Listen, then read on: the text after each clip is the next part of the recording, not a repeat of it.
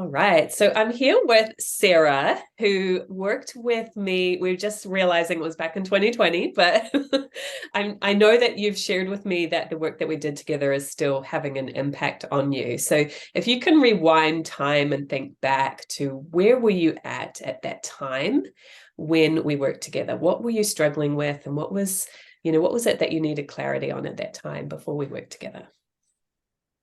Yeah, absolutely. So it's pretty easy to go back in time because it's right before the pandemic Mhm. started. At that time, and yes, I just have to first say your work still hugely influences me, and being in your Facebook community with the Communicating with Angels, like I'm forever tuning in there and refreshing and remembering. And that is unusual for me. I would say I am a chronic learner, and whether it's right or wrong, hop around and learn a lot from others. And so for me to stick with something and keep coming back to it, I think really speaks volumes. And so where I was at that time was we had just recently moved, and it had taken me 7 years to really fully step into my business 100% of the time. And so I was at the very beginning of that.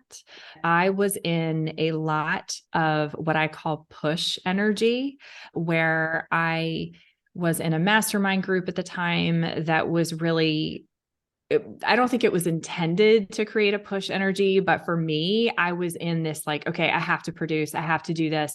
What's the next thing? I was very frantic. I was super up in my head. I wanted everything in my life to work. And I felt like I had been kind of given this blank slate, right? I had just moved to a new area. So I was interested in meeting new friends. I was interested in establishing myself in the community. I was interested in getting the kids straight and comfortable in their new place. I was starting a business. So like there was a lot of clean slates, which was very exciting.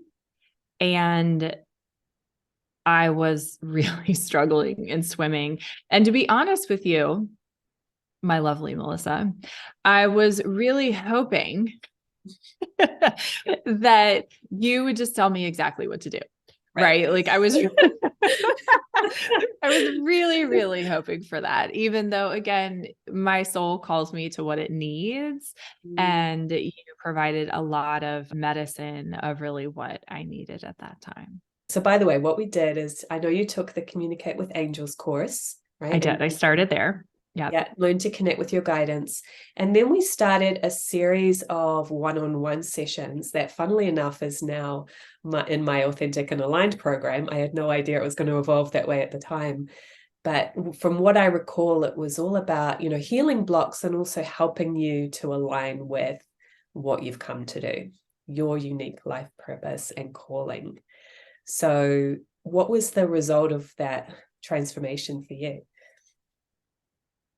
Yeah, that's such a beautiful question because it transformed everything. I mean, it really helped get me from a place of being in my head and expecting and wanting everybody else to have the answers for me, to really grounding into my body and fully then being able to step into my mission, my purpose that for me really resonates through my career and my business, helping women to live and lead and love from their pelvic floor and their core and be able to tap into their own and trust their own inner wisdom.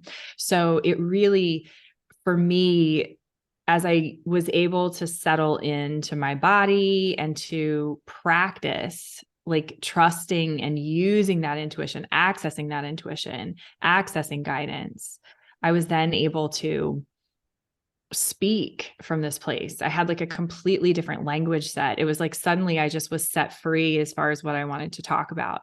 Interestingly enough, like at that time, we manifested just the most fantastic nanny in our lives that we had. And then just the right people kind of kept flowing into our lives. And I also realized how much more resilient I became. So what I love about what you did is you held this beautiful container for me.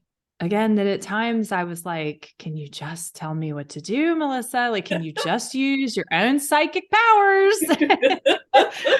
Tell me the thing. But you so beautifully and lovingly, but with a clear beautiful container and languaging about you. We're like, keep trying, keep going inward. What are you gathering? What's there? It's there. Trust it, practice it, sit with it. Don't question it.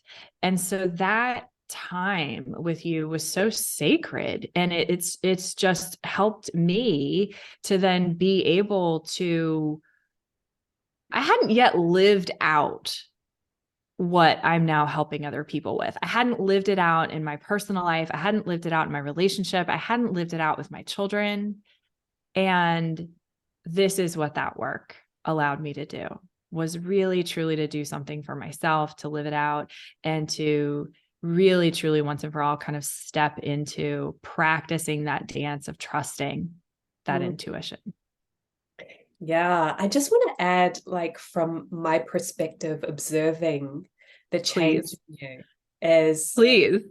So for those that don't know, Sarah and I connected in person through entrepreneur and networking events here in Virginia. And I remember that in the beginning stages, right, you were kind of rejecting that world that you've been in, the medical world. But I kept feeling like, yeah, but there's something there, and you were really trying to find that niche. That's one of the sessions and part of the Authentic and Aligned program now, is finding your niche, that place where you fit. It's not the same as your vibration and purpose, right? Most people, when they think they're looking for their purpose, they really want that niche. Where is that place where I fit? What I offer in my business or my career, etc. And I remember so then the pandemic happened, we're all in lockdown, and I was really busy homeschooling my kids, so I wasn't really involved in the networking groups for a while. And then I had a chance to join the Rebel conference, and I saw you on there, and you were talking about the wisdom of the pelvis. And I was like, she got it.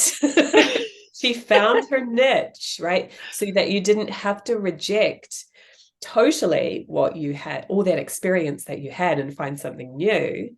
It was that you needed to just bring in your own flavor and unique vibration to it. But because we hadn't connected for a while, I saw that and I was like, now she's in alignment. I could just feel it from what you were presenting. You did a presentation for the conference, which was virtual because we were in lockdown. Right. Oh, that is like a cool drink of fresh water on a hot day. Thank you for saying that. Yeah. Because you have your purpose and your vibration, but that pelvic floor wisdom was the niche that at the time you were searching for. And it was always there, right? Right. Yeah. And I think hopefully for people watching, that can be heartening. Like, you think you're trying to find it, what is it? But when things align, it's like there's this amazing vibration of energy that opens up when you're in your niche. Just things align and it becomes smoother and easier, which to me is what you're describing. So beautifully. Yeah. So I'd love to know, what would you tell someone who's about on the fence about working with me? I would tell somebody that I think if there's any little bit of resistance that you may be feeling, that is actually a good thing. I came to you knowing that you had this beautiful intuitive and psychic ability. And you really then were like, so do you. And so there was some, I would say, in my system, if I'm being honest, kind of like resistance to that, right? Of like, I don't know, but yes, I don't know.